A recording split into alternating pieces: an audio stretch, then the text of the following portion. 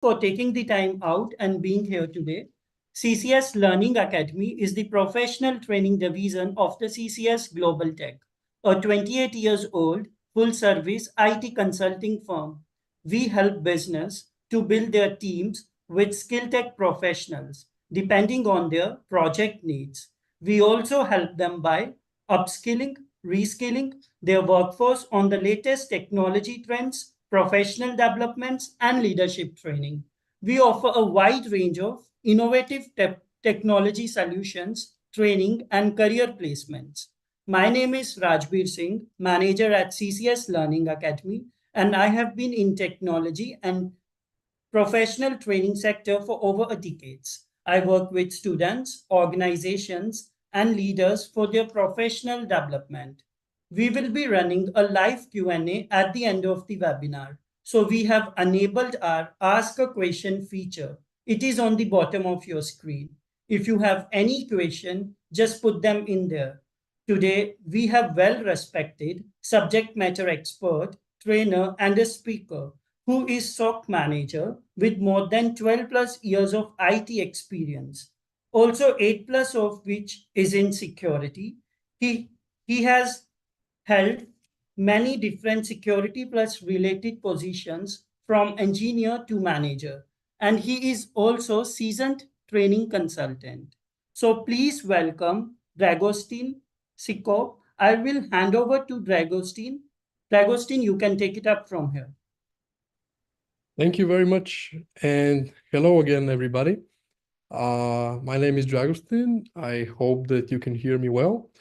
And in today's session, I hope that I'll be able to, within the next hour, to shed more light on the CGRC as a certification, which I hope will benefit both those of you who are still considering taking the certification.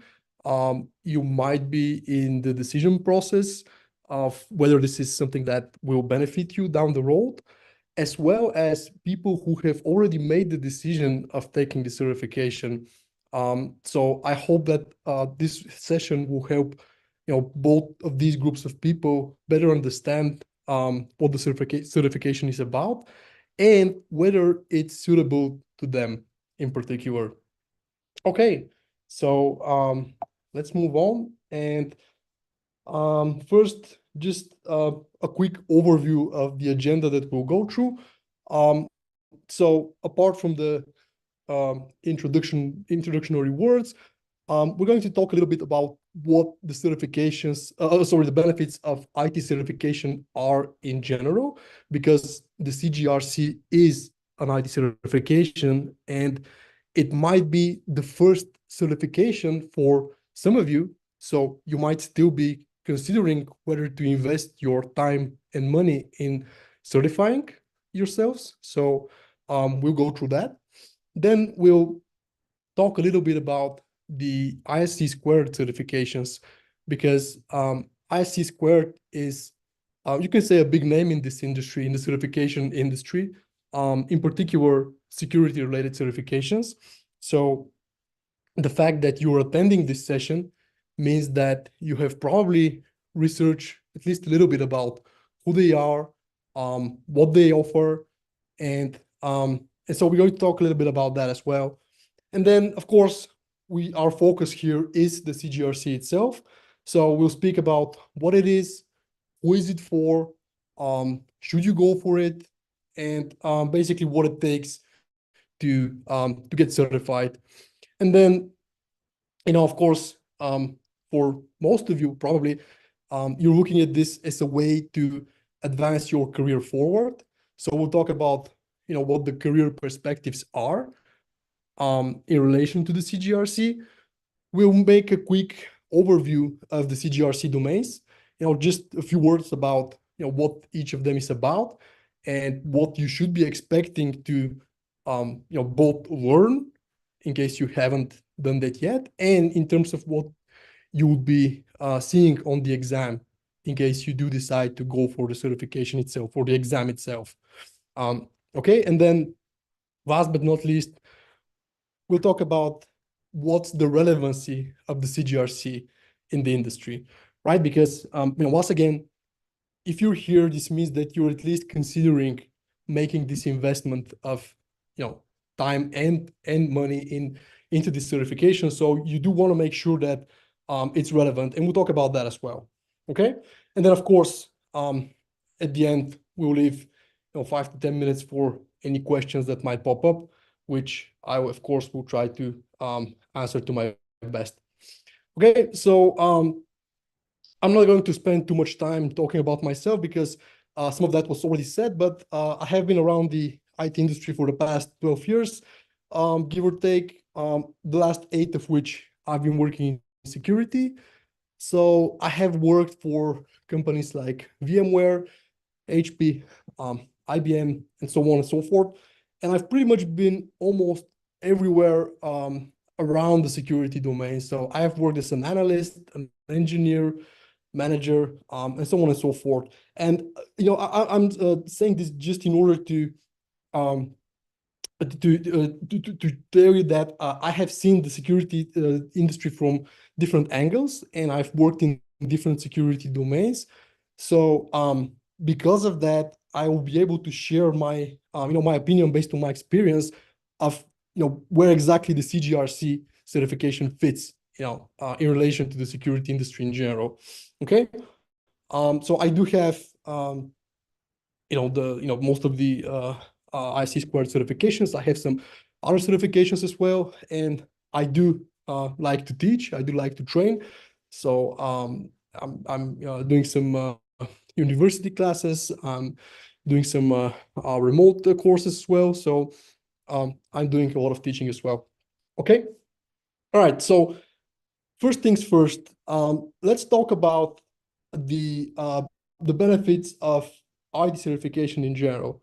Okay. Now, again, for those of you who have not certified themselves in any IT certification yet, it's the most logical question in the world to ask, should I go for it or not? And I think there are pretty much two schools of thought there. There are certain people who are saying experience is more important than certification. So, if you have the experience, why certify, right? If you can show on your resume that you have done, the particular work that is expected from you. For example, when you're applying for a particular position, if you have experience to back up your knowledge, then why spend time and money certifying, right? And then there's another, thought process, which is saying, okay, so you might have done the work or not, but then certifying means that you have some third-party external validation of your skills, right? So, for example, I'm a manager in my current position, right? So I do have to hire people. And if I just look at the resume and the guy is saying that, for example, he has worked or she has worked for an X number of years on a certain position, this doesn't necessarily mean that they are qualified to the job. Okay, so this is where IT certification comes in. And what I can tell you is that neither one of these opinions is 100% correct. I think it's a combination of both, right? And again, it also depends. So let me give you an example. Let's say that you're just starting off in IT or in security. So you don't have a lot to put on the table, right? So you don't have a lot to back up your resume with. Now, in this case, IT certification will be your best friend because this is the perfect way for you to show that you have the knowledge that you cannot necessarily back up with experience at this point, okay? On the other hand, if you just rely on certification, of course, it's not going to work out, right? So you do have to actually do the work at a certain point, but this doesn't mean that certification is irrelevant. Okay, I think it's the other way around because I have experienced this myself. Certifications help you advance in your career, okay? Because this is the way to validate that you actually know and you actually can do what's expected from you.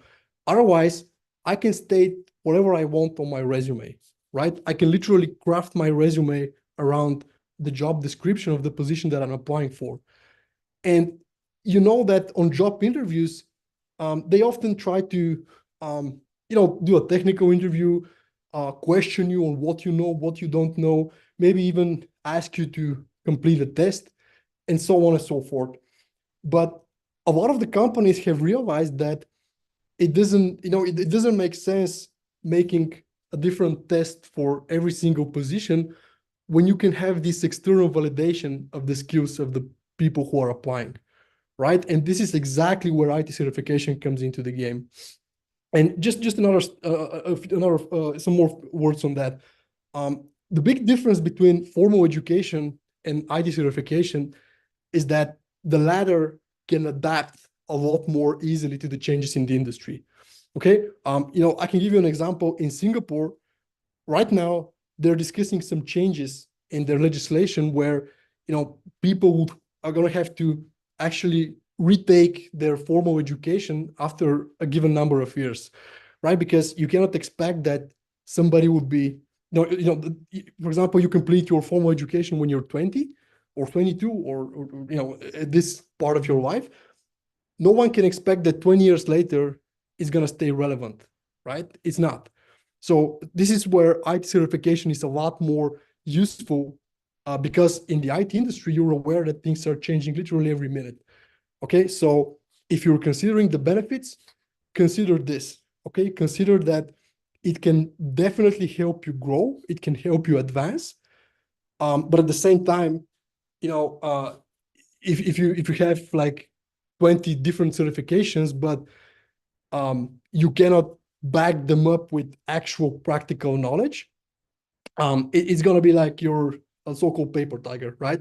So certifications definitely help, but you also need to have the knowledge, which eventually is going to transform into experience. Okay, so let's move on.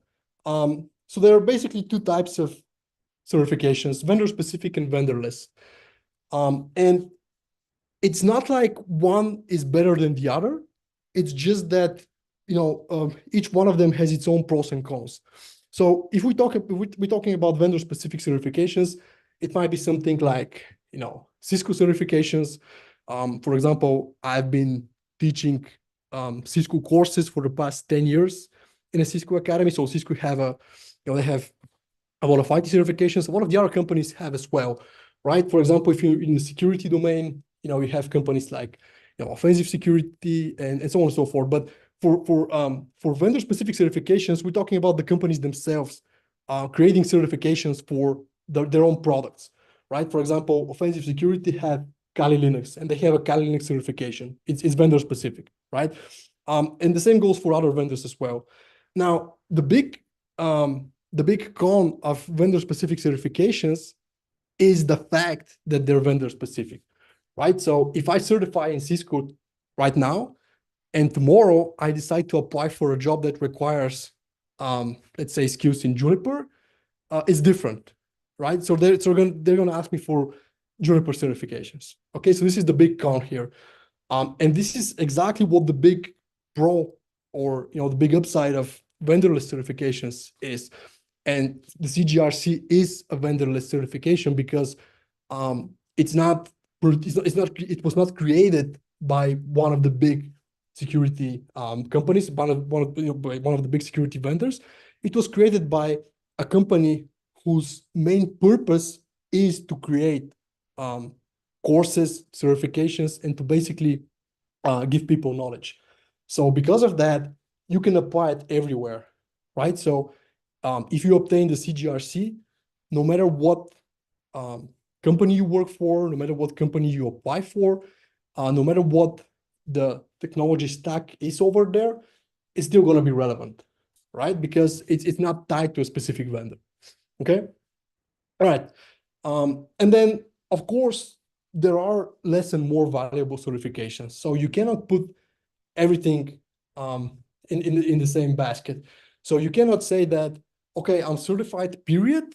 This means that I'm qualified. This means that my resume is, has improved. It's not a given, right? And it's not like all certifications are equal. And this is the harsh reality, right?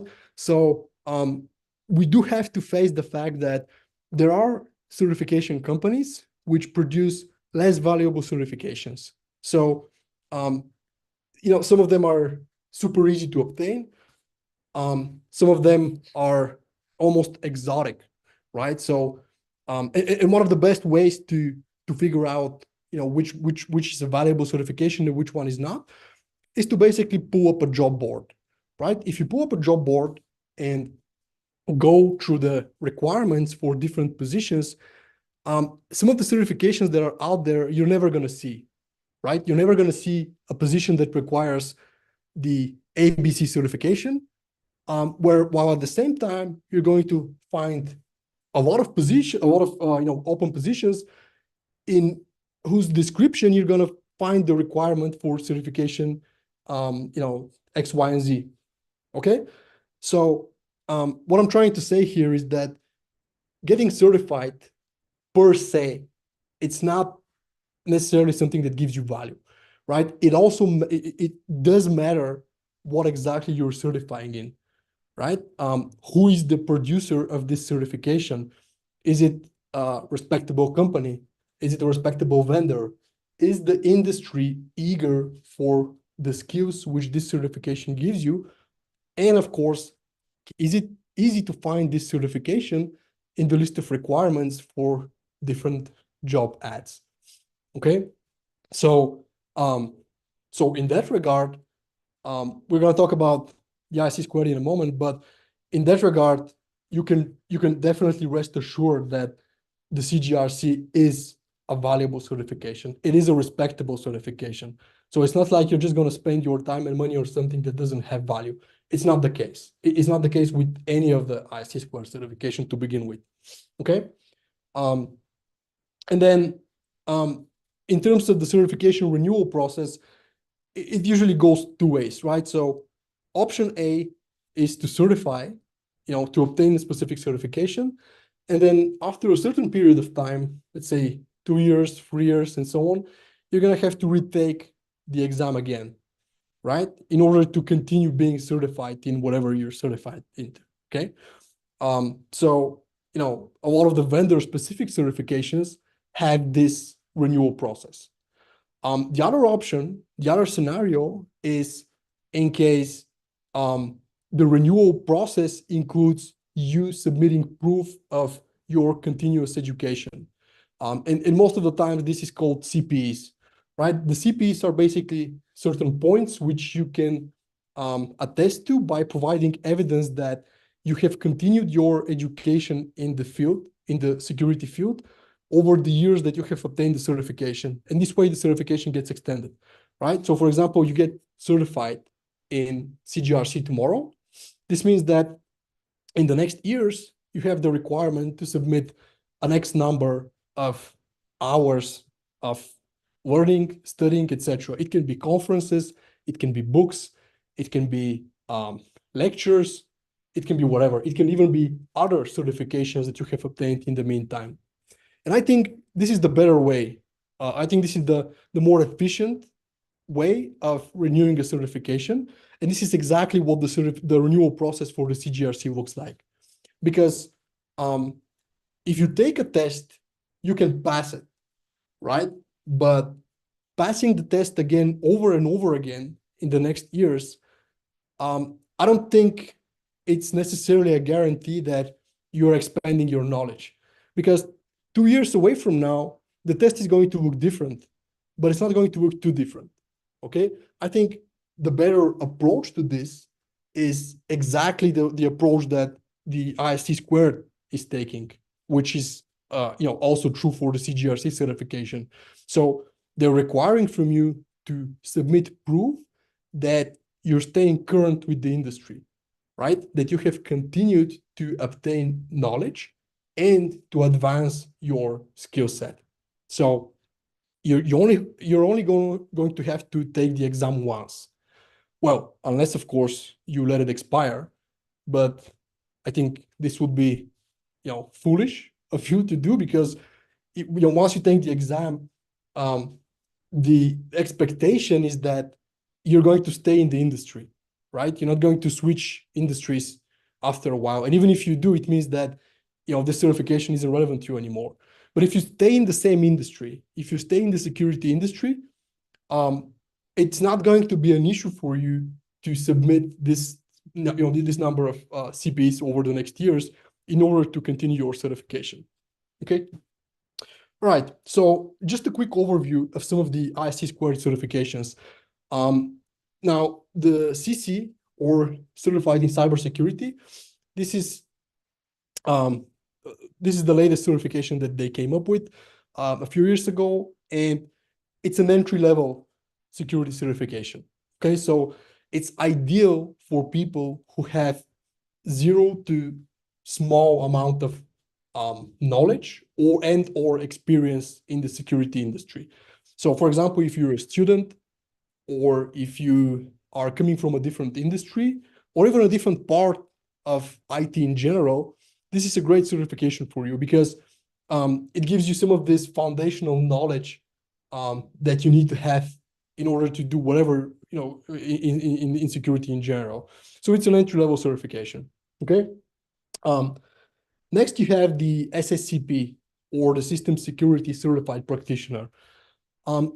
This is one of the certifications that is geared more towards people who, let's say that if, for example, if you're a systems administrator, or if you're an engineer who is not necessarily, well, you might not necessarily be working in the security field, but you can take the certification if you're already working in IT, right? Or you could be, let's say, a security admin or a security engineer. So this certification will be relevant to you. Okay, so it gives you more knowledge around the way systems are being secured. But it's not one of the most advanced certifications that they offer. This also falls in the more entry level slash 1 to 3 years of experience certifications. Now, something that you do have to keep in mind is that they would also require from you to show proof of certain number of years working in the security industry in order to obtain the certification. But we're going to talk about that in a bit.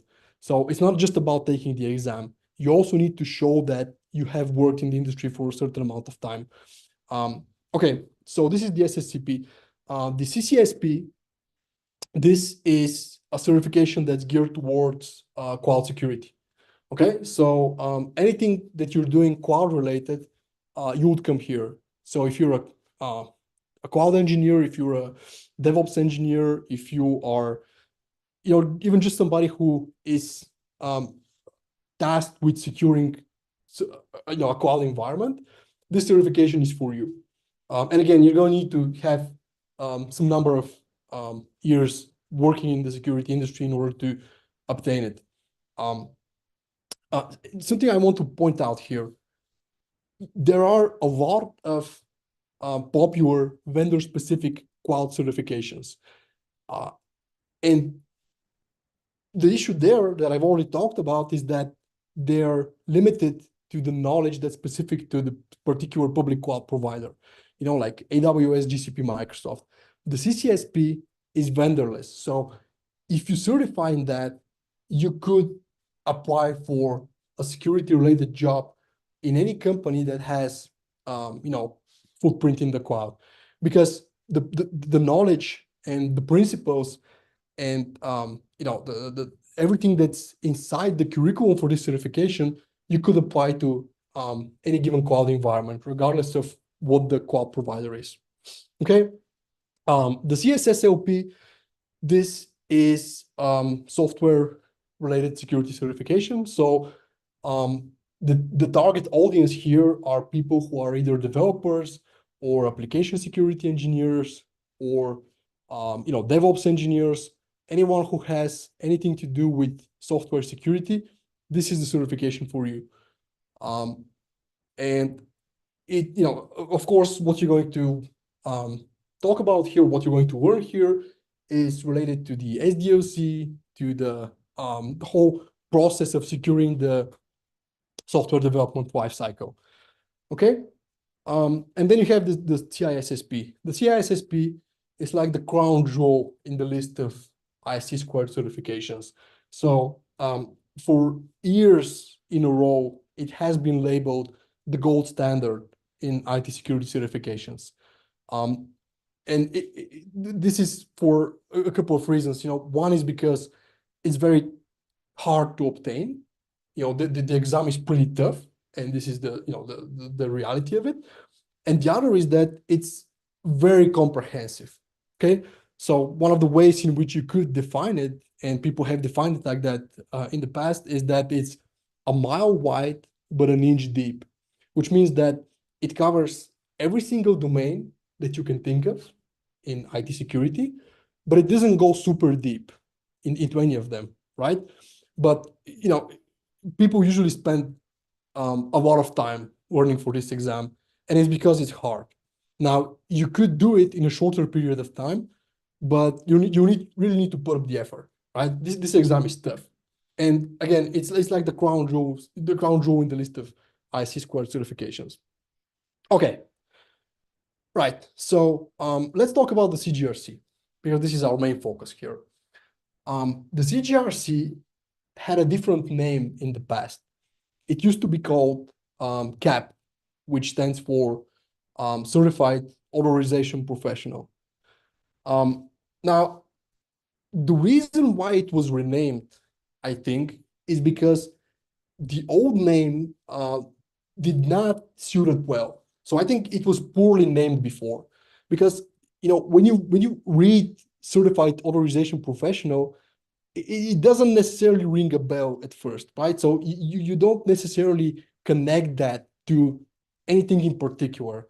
And I think they were aware of that. The IC squared was aware of that. And this is why they renamed it. So right now, it's called exactly what it should be called, because its focus is the GRC domain. Its focus is the governance, risk, and compliance domain. And I think the fact that they renamed it pretty much boosted the popularity of the exam itself just by the exam having the new name and the certification having the new name. So this particular domain of IT certifications is not very broad. So, for example, if you look at pen testing certifications, it's a very big list, right? There are even certain vendors like offensive security and some others who are focused only on that. So they only provide certifications related to the offensive part of security, red teaming, penetration testing, and so on and so forth. The GRC domain is not like that. So you're not going to find a ton of certifications here, which is one of the reasons why the CGRC is valuable, because you don't have too many competitive certifications, okay? And so here someone might say, well, yeah, but you have the ISO, and you have the PCI DSS, and so on and so forth. And so, for example, you could become a certified ISO auditor or implementer. You could become a QSA for PCI DSS, and so on and so forth. And my response to that would be, well, yes, this is true, but at the same time, these are vendor-specific certifications. So if you become a certified ISO auditor, you're certified in ISO, right? It doesn't mean that you could do PCI DSS. If you're a QSA, if you're a qualified security assessor for PCI DSS, this doesn't mean that you could do ISO, right? And this is very strict, right? So literally you cannot perform such an audit unless you have this certification. The CGRC is not like that. It's vendorless, which doesn't mean that if you obtain the CGRC, you could instantly become an ISO auditor. You can't. But the fact that it's vendorless means that it would be a lot easier for you to enter this domain, the GRC domain, if you're not there yet. Or if you're already there, so if you're already an ISO auditor, or if you're already a PCI auditor, or if you're working in the realm of risk, for example, you're a risk manager, or you're a compliance officer, and so on and so forth, this certification would validate your skills. It would help you boost your career because it will show that you do have the knowledge to perform your job. Okay, and this is the the big benefit of the CGRC. Now, if we talk about who is it for, IC Squared on their website, they do have a specific section where they have provided a list of positions or job titles who they're saying the CGRC is applicable for. And if you look at that list, you're going to see a lot of positions that have manager in their name, right? So GRC manager or risk manager or assurance manager and so on and so forth. There are two ways to go about this. One is, yes, this list shows the positions that the CGRC is very relevant to. So if you're a risk manager, the CGRC is very relevant to what you're doing.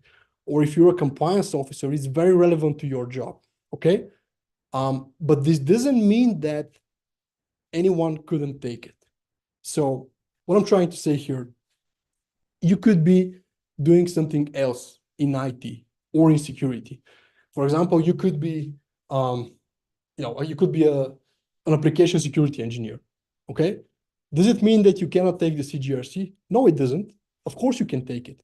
It will definitely expand your knowledge because one way or another, all of this is connected, right? So if you're an AppSec engineer, this means that one way or another, you are aware of security audits. You are aware of the GRC domain. You are aware of the compliance requirements. So this will boost your knowledge in that regard, okay? So if tomorrow, for example, you decide to step up or you get promoted, and now you become an information security manager, or you become a chief information security officer, and so on and so forth, the CGRC would help you because it will show that you're also very aware of how things work in that particular area, okay? Now, keep in mind that you still have these requirements for the number of years that you need to have in the CGRC domains. But taking the exam is something that you can go for right away.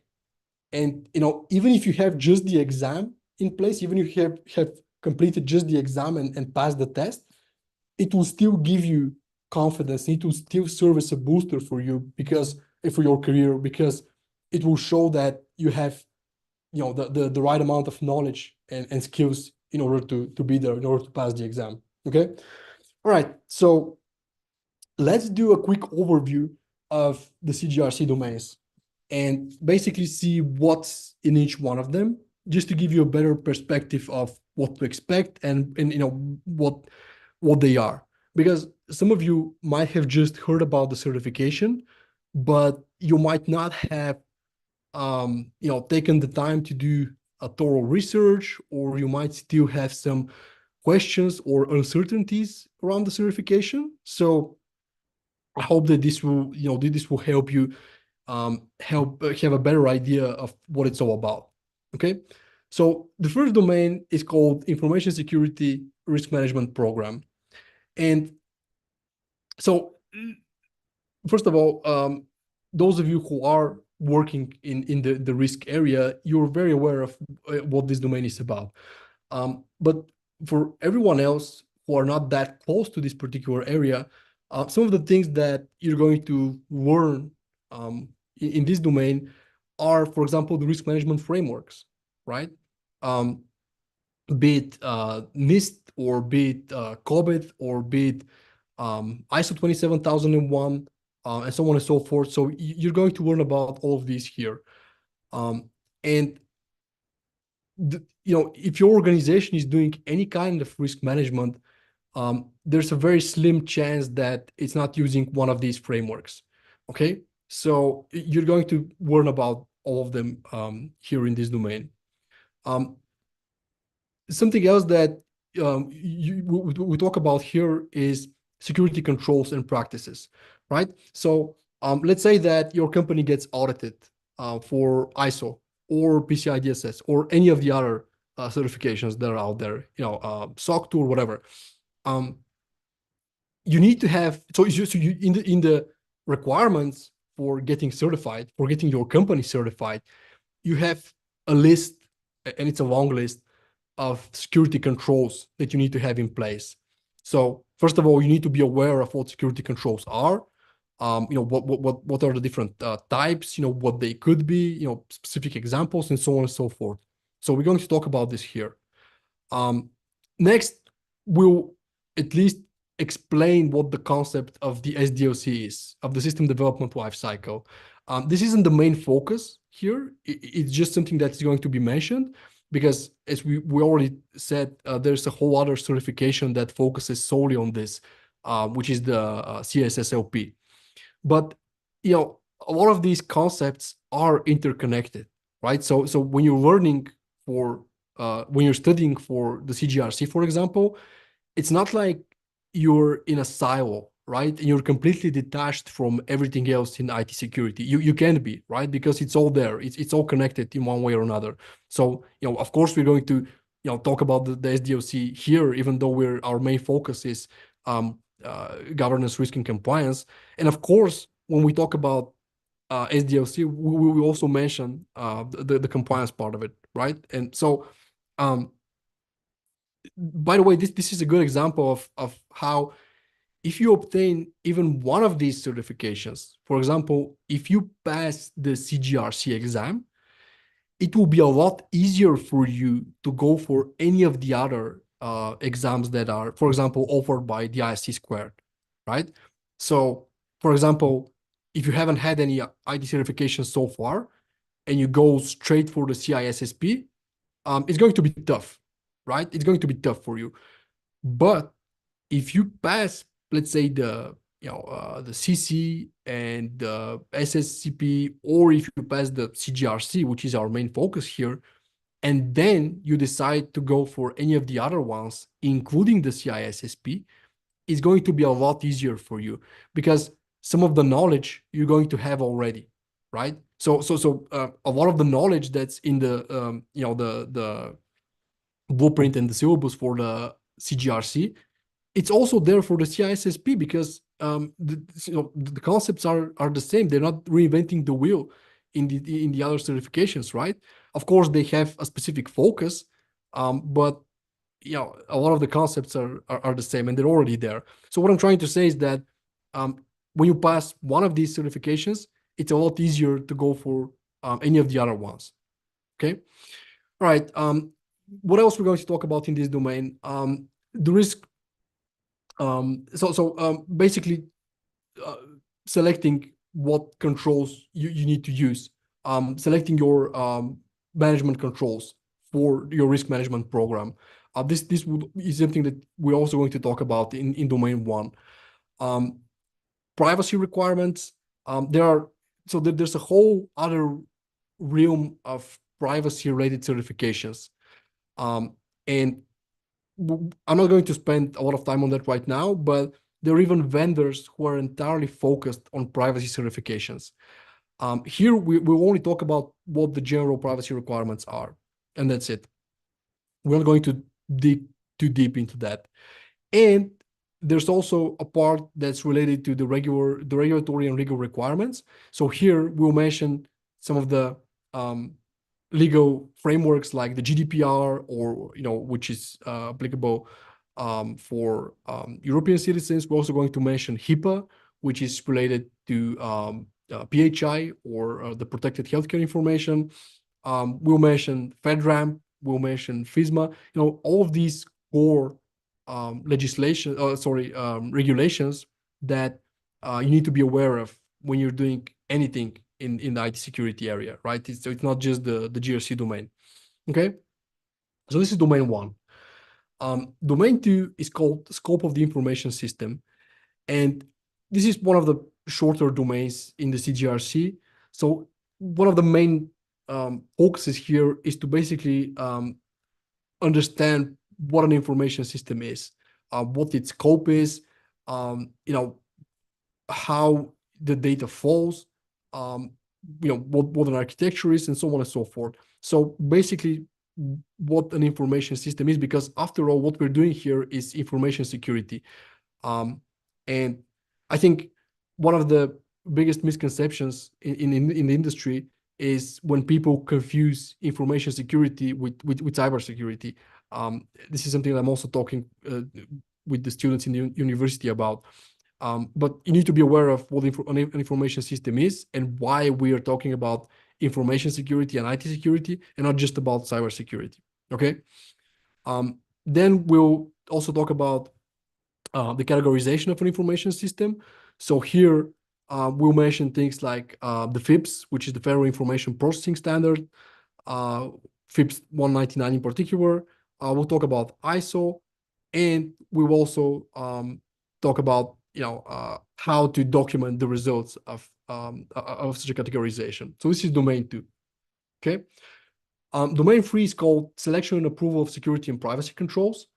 So let's say that you're working in the industry right now, right? So you're already working in the GRC domain. One of the most important things that you would be tasked with is, how to be compliant with something, right? And in order to be compliant, you need to be able to select the correct security and privacy controls. And of course, not everything works for every company and not everything works for every environment. So you need to be able to carefully select and tailor the controls that are applicable to your environment, right? Because no one is going to give you full freedom to do everything, because after all, the main focus is for the business to keep running, right? And so this is the domain where we'll talk about applicability of controls, determining the so-called baseline, which is one of the most important things in that regard. We'll talk about good practices and so on and so forth. Okay. Then you have domain 4. Domain 4 is called implementation of security and privacy controls. So now that we have selected and approved the controls that will make us compliant with A, B, or C, now we need to implement them. So there are, I've already mentioned the the certification for ISO for people who are tasked with implementing ISO. Implementation is a whole separate realm in this industry, right? So you could literally be doing just implementation for a specific certification if you're doing it as as a service provider, or you could be tasked with doing this within your own company, right? So for example, one of the things that we'll mention here is the CIS benchmarks, right? So for those of you who are aware of what the CIS benchmarks are, they're basically security controls or it's a collection of benchmarks for different environments, like for example, for different operating systems. So for example, if you have a Windows machine, then there's a CIS benchmark, for example, for the particular Windows version that you're running. And what you could do, instead of try to reinvent the wheel, you could say, okay, I will just implement everything that I can from these benchmarks. So for example, I'll enable this or I'll disable that and so on and so forth. And this way I'll make this particular system more secure, right? So this is just an example of how you could implement security and privacy controls. Okay. The next one, domain 5, is assessment and audit of security and privacy controls. So for those of you who are or intend to be auditors, this would be your most important domain, right? So at a certain point in my career, I was working as an auditor for the PCI DSS standard, and auditing, I think it's more of an art than it is a science. So you need to definitely know your game here, because if you don't understand A, how the process works, and B, if you don't have enough security knowledge to back up your expertise, then you're going to have a tough time in this area. Okay, so this is what domain 5 is about. Domain 6, authorization and approval of an information system. So this is the last piece, right? So this is where you basically say this is where we basically define the terms of authorization and approval. And here you also have the determination of the risk treatment options. So for those of you who have studied for other security-related certifications, you're probably aware of what these are. So usually there are four. Usually it's accepting, transferring, avoiding, or mitigating the risk. And then you also could share the risk. This is the fifth one that they're adding in here. Usually there are four, but here they're also adding another one to them. So this is domain 6. And then domain 7, the last one, is continuous monitoring. So this whole process is a life cycle, and you do have the continuous monitoring as part of it. And the last part of the life cycle, of course, is decommissioning of an information system. So this whole process encompasses everything from accepting a particular system all the way until it's decommissioning, and you do have the continuous monitoring in between. So this is domain 7. Okay. Now, just real quick, how is the CGRC relevant in the industry? Now, I've already talked about GRC certifications in general. Now, I do want to say that ISC squared in and of itself is one of the most respected security-related certification companies that are out there. So, for some, it's probably even the most respected one. You can look them up. You can see how many different job ads require for you to possess an ISC squared certification. And I think this is the best proof of what I'm saying right now. So don't even take it for granted. You can look it up yourselves if you haven't done it already, but their certifications are respected, and the CGRC itself is super relevant to the industry right now. Why? Well, several reasons. First, cybersecurity and information security. This is a topic that never gets old, right? I think it even gets more important. And for those of you who are working in this domain for a number of years, like I have, you're probably very aware of the fact that back in the day, companies were having the mindset of let's try not to get breached, or let's try not to have our security compromised. Okay, but for a long time now, the mindset is different, and the mindset nowadays is we need to assume breach, right? So you have the assume breach mentality where you assume that you're going to get breached at some point, and you think about what you're going to do next. Okay, so you hear about security breaches. Very often you hear about how even some of the biggest companies in the world are getting their security compromised. So cybersecurity, I don't think it will ever become obsolete as a topic. I think it's only going to become more important. And the GRC is a very, very important component to this whole to this whole domain, because it's one of the ways in which companies come up with first decisions about their information systems, and B, it's how they become compliant with certain regulations, standards, and so on and so forth. Okay, so if you're still considering whether you should go for this one or another certification, I cannot give you a straight answer. I cannot give you, yeah, definitely go for the CGRC. But what I can tell you is that the CGRC is definitely relevant, definitely important, and even if you're not doing a GRC related work per se, it's going to definitely boost your resume. It's going to it's going to look very good on your resume, to put it this way. Okay, so this is also why the domain itself is important. So last but not least, just before I wrap up and open the floor for questions, some of you might have questions around the exam itself. Now, the exam itself is 3 hours long, so it's a lengthy exam, and you have 125 questions on the exam.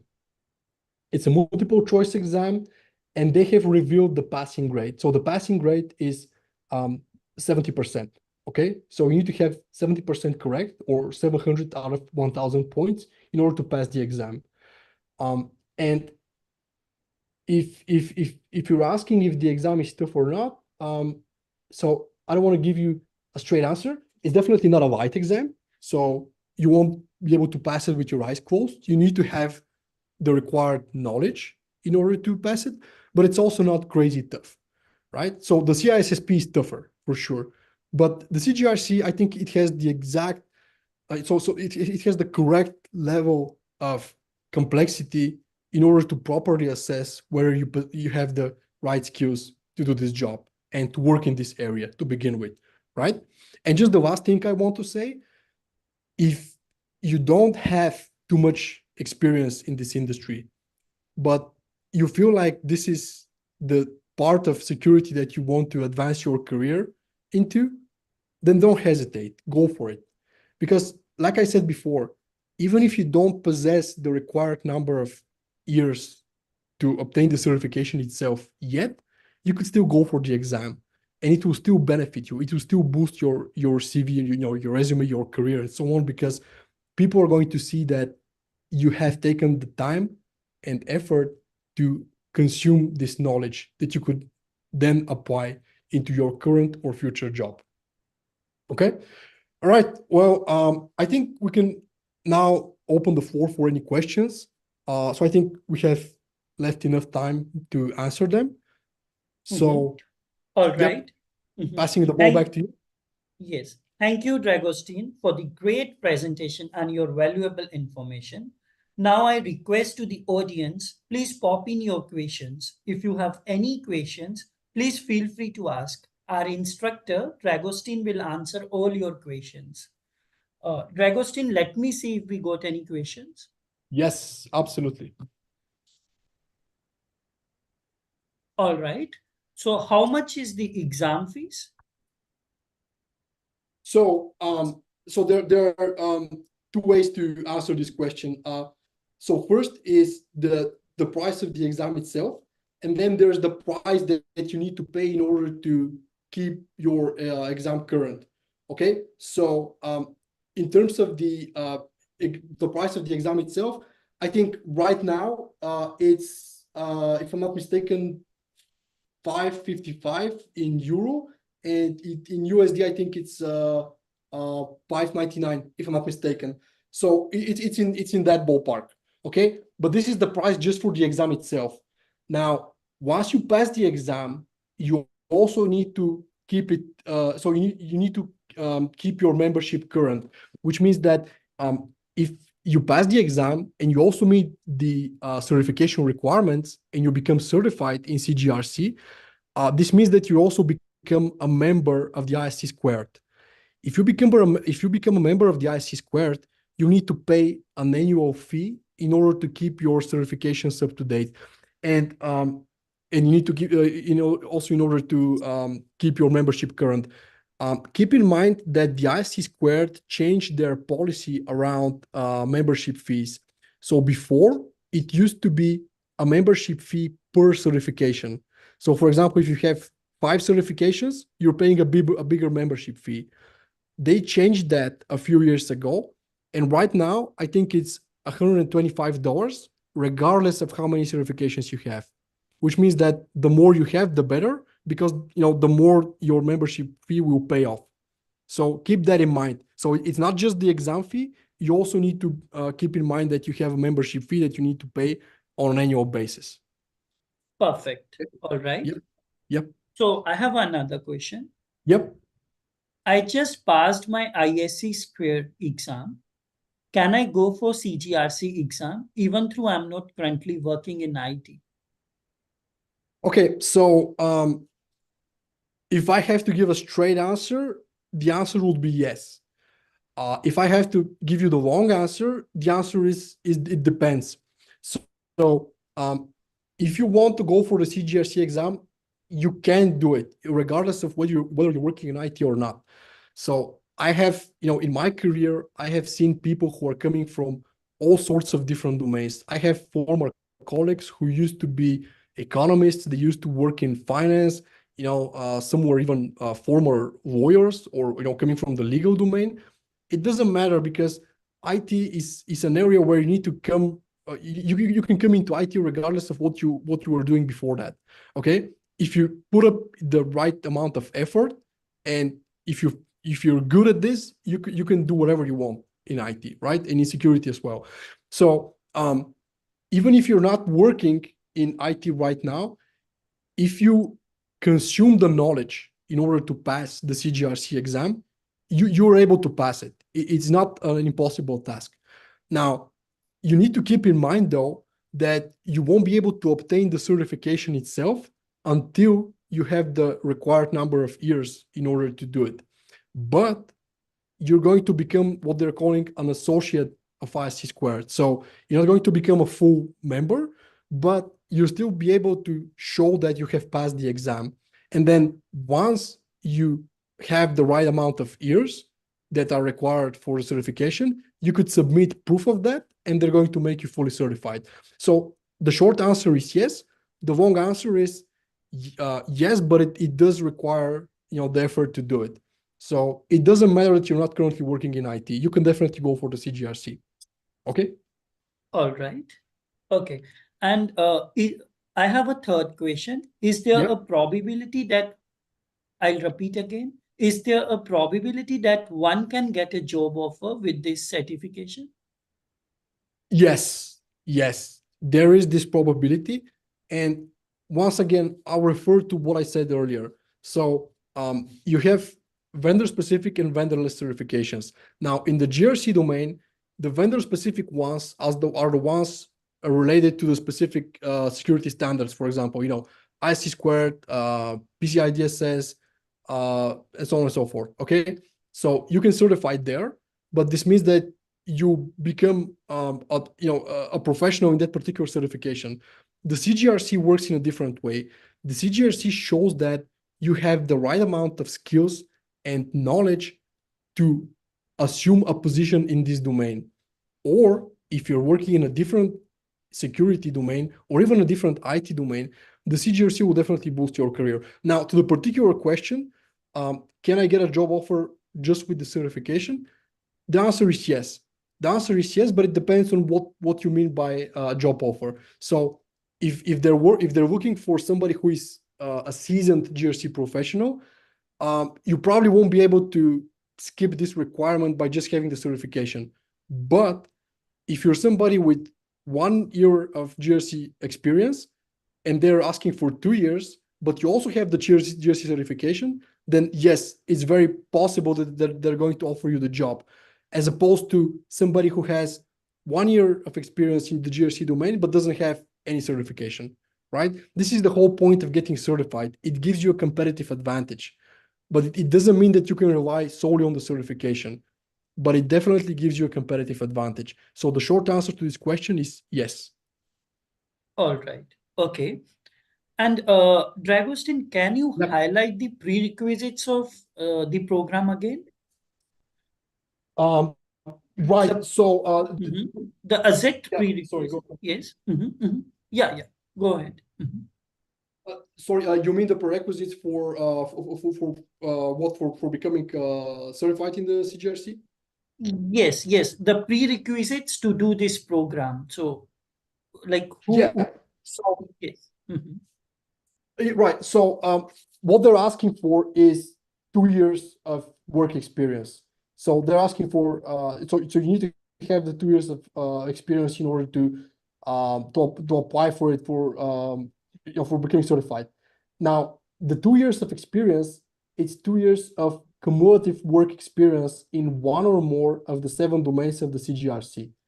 This is how they have defined it. So this is one of the things that is usually making people hesitate on whether to go for the CGRC or not. And the same thing applies for any of the other ISC squared certifications. So my advice here would be, don't hesitate just because you don't think that you necessarily fit into every single one of the CGRC domains. The requirement is that you have 2 years of experience, and it's cumulative work experience. So you could have, 6 months in one company, then 1 year in another company, and so on and so forth. It needs to be 2 years in total. in one or more of the 7 domains of the CGRC.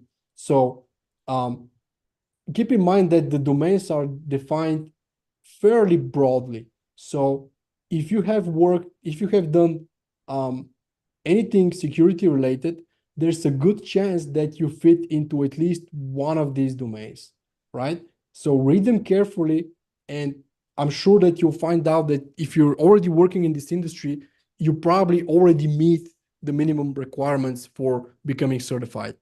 But again, even if you don't, you could still pass the exam and obtain the experience after that. So let's say that you have 1 year of experience in the CGRC domains. Go for the exam, take it, and then a year away from now, you could just apply, just apply for becoming fully certified. You don't have necessarily have to, first, have the experience and then go for the exam. It could be the other way around. It doesn't matter, but the requirements are there. Okay. All right. Okay. And after how many days of the training the candidate should appear for the exam? Like, what do you suggest after how many days of training the candidate should appear for the exam? That's a great question. And like all great quick questions, the answer is it depends.